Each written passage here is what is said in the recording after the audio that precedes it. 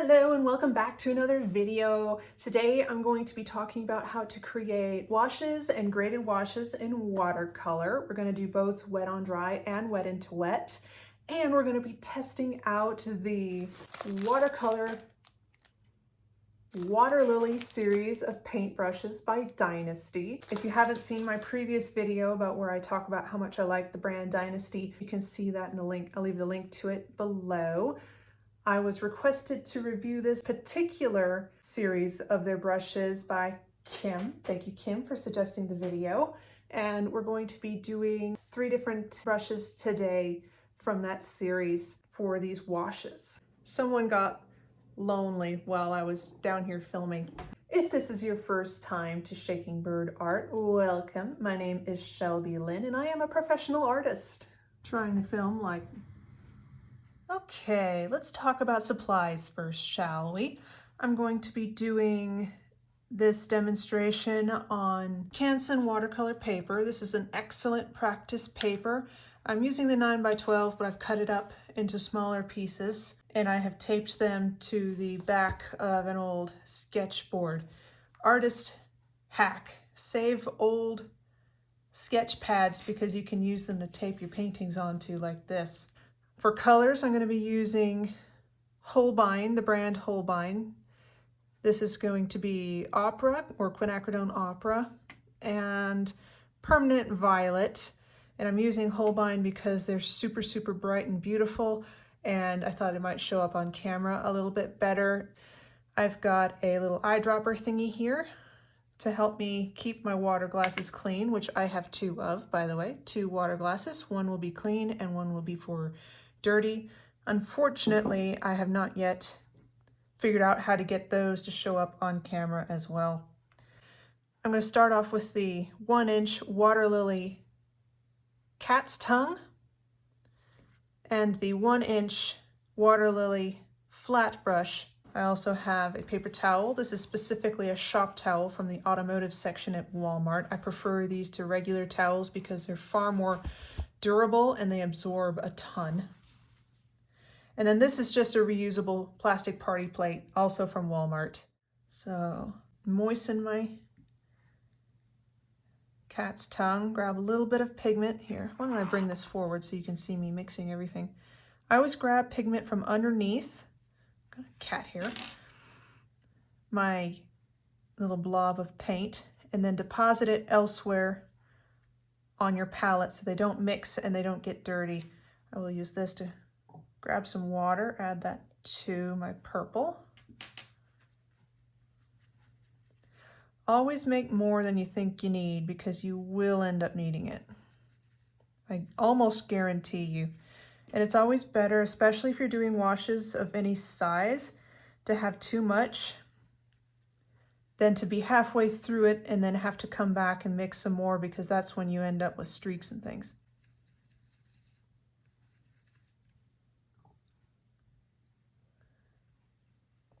Using the eyedropper keeps my waters cleaner instead of going back and forth, and then I waste the paint on my brush. That's very pretty. I want it darker.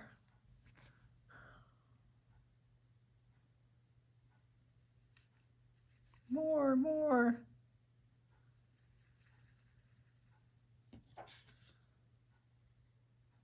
Yeah. Okay. Clean my brush off a little bit. And a little bit of that opera pink.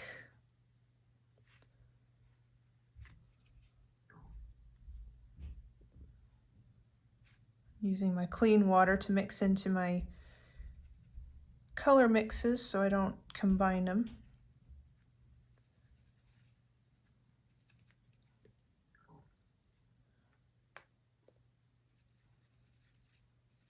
That is so intense, it's beautiful.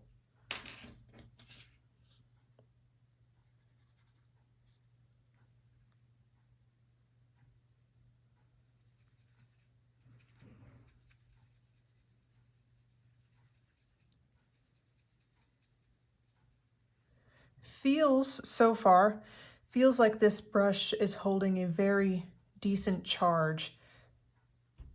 also known as loading your brush. When it's full of paint, you can call it either charging your brush or loading it, and it feels like it's holding a lot of pigment to me, which is always good to see in a decent watercolor brush. So that's exciting. So the first thing I'm going to start doing, and I'm going to start with the pink since it's already on my brush and I don't want to waste much paint. Scoot that up there. Okay. So I'm going to start with a flat wash, wet on dry. And part of the reason why I tape my paper to these boards is two reasons. It can help keep it flat if you are not pre-stretching your watercolor paper, which I tend not to do. So it helps to prevent a little bit of that buckling when it gets wet. The other thing is I like to be able to lift it and move it. You may want to drain your paint in a certain direction, or if you're doing washes like this, it can help you to direct the flow of your paint much more effectively. So I'm going to start with this one, and I'm going to raise the top of the paper a little bit so that water will flow downhill. And I start at the top of my shape. We just go back and forth over it. This is a flat wash. This is probably not the correct shape of a paintbrush for this particular job because I'm not creating very clean sides here. I can switch to something else later. And you want the paint to be flowing downwards. You see how that bead begins down there? If you feel like you're running out of paint, go back for more before you run out. Go all the way down. And you see how that bead has, we call that a bead, where you start to see the watercolor flow into one area.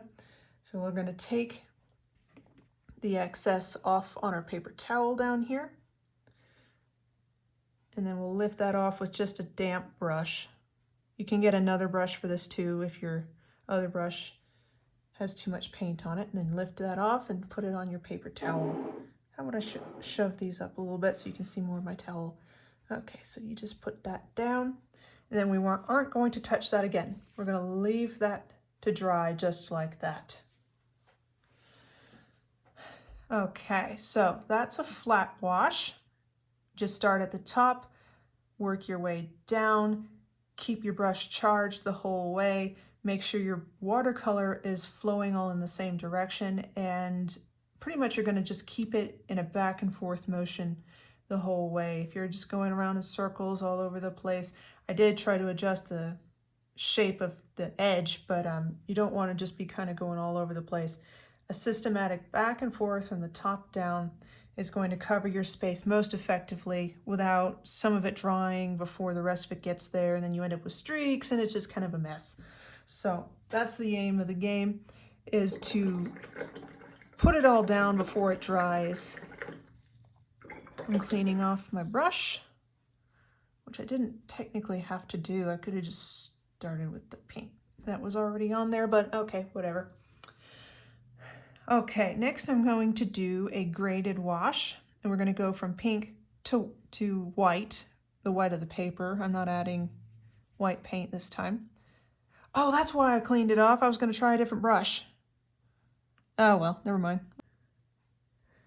So again, we're going to tilt it upward a little bit, starting at the top just like before. I absolutely love how much paint this brush is holding, by the way. Almost forgot to talk about it, but like, wow, it's absolutely wonderful. So I just took a little bit of the paint off on my paper towel. I'm not washing my brush, but I'm going in for some water. I'm just dipping it into some water. And I'm going to continue where I left off, pulling that paint downward. And again, I'm going to take that off on my paper towel. This time I am actually going to wash the brush off completely. Now I just have clean water on my brush. I don't need too much because there's quite a lot left on here. Pick up where I left off with just the clean water. And I want it to be white by the time we get to the bottom. So I'm going to repeat that step, clean off completely, get some nice clean water. Pick up where we left off. And repeat that as often as you need to in order to get a nice smooth transition from pink to white or whatever colors you're using. And I'm just going to lift off that bead there. Now we're going to lay that flat and let it go. So again, you start at the top and you work your way down. As you go, you will be replacing the pigment with water, more and more water as you go down. You will be dragging some of the pigment from up here, so you don't need as much as you think maybe. I'm going to try a different brush this time. I got this fantastically chonky one here. This is the Water Lily number 6, 7700Q. So your first thought would be, why in the world would you use something that huge? And a good tip, especially when you're doing washes like this, is always to use a larger brush than you think you need. Size down if it's overwhelming and you have no control, obviously. But if you can cover more space more quickly by using a large brush well charged with paint, you are less likely to run into the problem of streaking. And by streaking, I mean streaks in your watercolor, not running naked down a football field. The next wash we're going to do is going to be a graded wash also, like this one, but instead of fading to white, we are going to go from one color into the next. So let's start out with the pink, just because it's where we've been already. Charge that brush up real nice. This big old chunky thing. Lift our painting surface up a little bit at the top. Oh, that's lovely. I absolutely love these colors. What's your favorite color and favorite brand? Comment below. I'd love to know about what our favorite brands are. So this time, I am gonna take a little bit of that pigment off, and I'm fading a little out. Oops, I've got just a bit of a hard line going there. I'm gonna start back at the top. If you get a hard line going like this, I'm talking, so I'm messing myself up. Start at the top again, as long as it's not started to dry out on you. I'm going to take some of that pink out of my brush. And then you can either go all the way down to the bottom, as I'm doing, or you can go down just a little bit further. Now I'm going to flip this thing around, so now the top is the bottom. And repeat with the purple. This should be pretty.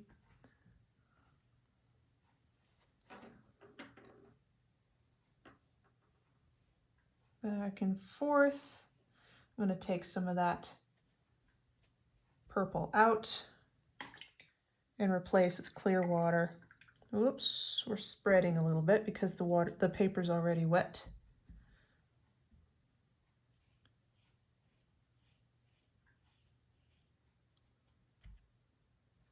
Take that off. I lifted out a little bit too much of my pink. I'm going to put just a bit more back in there.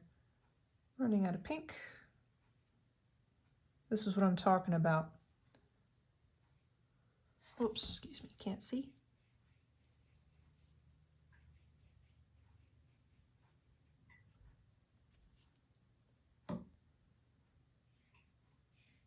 Now I did pick too large of a brush this time. I'm having a little bit of difficulty controlling exactly what I want it to do. So for the next time, I'm going to size down a bit, but it is an excellent brush, by the way. I wanted that to be more in the middle, but it kind of didn't work out. That little transition was supposed to be a little bit higher, but I'm not going to overwork it. I'm just going to leave it and let it spread around a bit. And then I'll try it again on this one when we do the wet into wet. By the way, I never think to actually mention this in my videos, but I do give online lessons and in-person lessons. If you happen to be in the northern Colorado area, then hit me up. Maybe we can get you scheduled in person.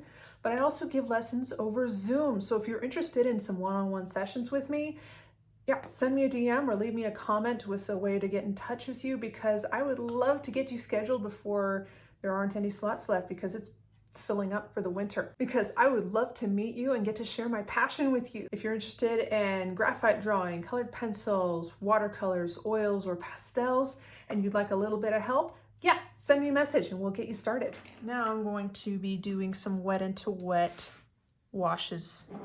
The same rules apply. The only thing different we're going to be doing is we're going to wet the paper down first, for which I'm going to be using this big old 1-inch guy. Oh, I've got paint all over me. I enjoy synthetic bristles, not just because of the animal concerns, but I feel like the performance is better in the long run. You don't have to condition them like you do natural hair, and if you get a decent brand, they hold up really well. All right, so I am going to cover this whole rectangle in water evenly. We want it to be nice and even. And as I tell my students all the time, it should be glossy but not swimming. We do not want to have puddles, but it should be nice and shiny all the way across the surface with no gaps where it's still dry. See how nice and shiny that is? But it's not running when we lift it off. I'm going to go back to the cat's tongue because I liked the size, even though the shape isn't great for what we're doing. Oh, I should have totally made some more pink before I did that. This is another tip for you. Try to remember to wet your paper after you have your colors mixed, because otherwise it'll happen to you, which just happened to me, which is I mixed my colors, now my paper's dry. So let's do that again. We'll call it good practice.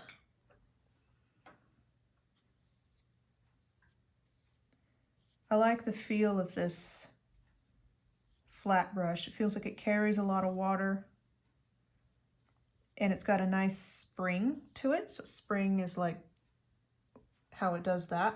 All right, I'm gonna go in with purple this time. Again, we're going to lift our page up a little, start at the top. Now, why would you want to do it wet into wet versus wet into dry? And mostly for me, it just depends on what I'm doing. One is not necessarily better than the other. I'm gonna go back over here to even it out a bit because we are buckling a little, and that's gonna make problems. Most of the time, if I'm doing like a large area, I will want to do a wet into wet, just because it will keep my color wet longer.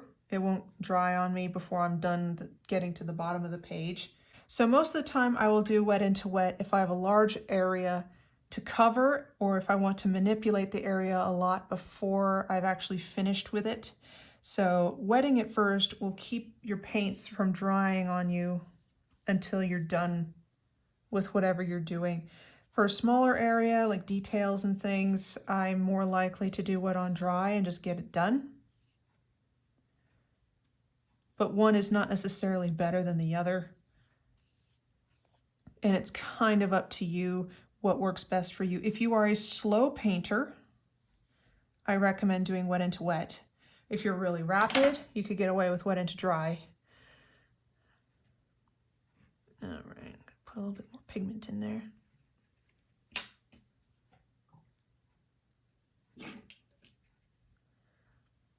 Alrighty, here we go. I'm gonna do the graded wash from purple to white. Take the purple off. Get some water on that brush. Take some of that off, a little too much. Continue down. Take the color off. Rinse off the brush. Take a little off. Keep working your way down. Rinse off the brush. And repeat. There we go. Now we've got a little bit of difference in flow here because I was a little too wet here versus here. So I'm going to just start at the top again.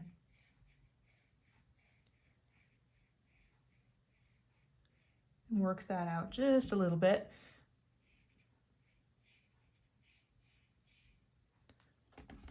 And we'll let that go. Let it flow where it wants to. By the way, you can always add more layers to these if the result doesn't look exactly how you wanted it to. If you've done a wash and it looks too light, come back over with another layer of color. It's always a good idea to err on the side of too light, because you can make it darker, but it is a million times harder to make something that's too dark light again. So err on the side of going too light.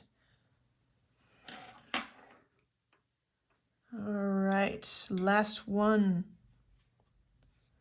The graded wash from purple to pink. I'm going to try to get that to fade more in the middle this time. Okay. Drum roll, please.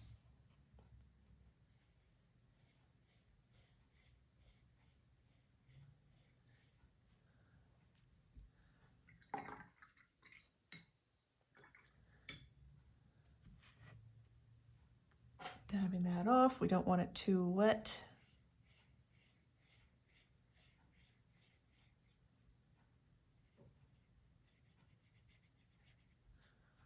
That's probably close enough. I'm going to flip it over, rinse my brush.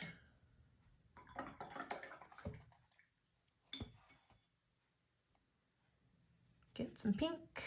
Start over from the top / bottom.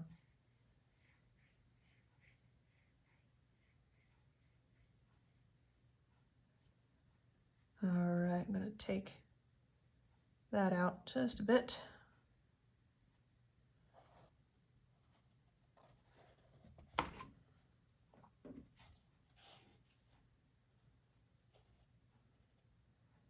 All right, still didn't quite hit the middle. I could actually go back in with some more purple because I haven't learned my lesson.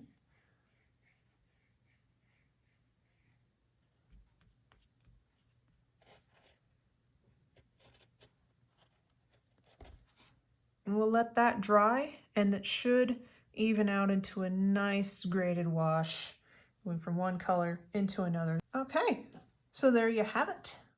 By the way, nobody entered my giveaway last month, so that was sad, but the good news is you still have a chance to take home this gift card, $20 gift card to Starbucks. No time limit on this one anymore. Just drop a comment if you would like it and a way for me to get in touch with you so we can work out shipping information, and it is yours. And I will send you this gift card. If you have an idea for a future video, either a tutorial, a brand you'd like to see reviewed, or a product tested, leave me a comment or send me a DM. I love your suggestions, and I'm always trying to improve my channel and make videos that everybody wants to see. So thank you in advance. So that was fun. We just learned how to do a whole bunch of washes, both wet and wet and wet on dry. I really enjoyed the paint brushes. I would recommend them. I felt like they carried a really solid charge of color and water. The application felt really smooth, and yeah, don't really know what else to say. I can't tell you with how long they'll hold up or anything yet, because obviously I've just tried them. But I didn't have any bristle loss, which is a big red flag and a bad brush, so that was good. The spring felt really good, and the snap, however you want to call it. Yes, I would recommend them. Absolutely. I will leave a link to where you can purchase them below. And I will be using them in future paintings of my own, because that was a very pleasurable experience. If you would like to support my channel, you can do so by buying me a coffee through Ko-fi.com. I will leave a link in the description below. All funds go directly back into the channel to help me create better and more videos so that I can share my passion for the art world with you guys. Thank you in advance, and I really appreciate it. So thank you for watching. I really am glad you are here. I hope this video was useful to you, and I'm looking forward to making the next one for you. So be sure to subscribe, follow me on Facebook and Instagram, because that will be coming out soon. As always, I hope you have a great rest of your week. Take care, and thank you for stopping by. Bye.